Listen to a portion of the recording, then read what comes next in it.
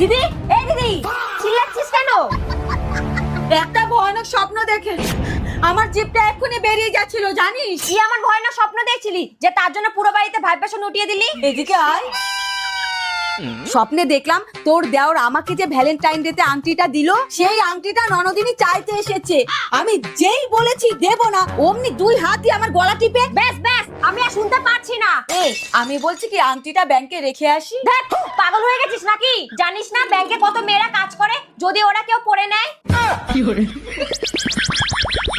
ও আচ্ছা, যখন তোমার কিছু ছিল না তখন ছিলাম আমি। এখন তোমার আংটি হয়েছে, দূর হয়েছি আমি, তাই না? কিন্তু মামনি, আমিও ছেড়ে দেওয়ার পাত্রী নই। কিভাবে আংটি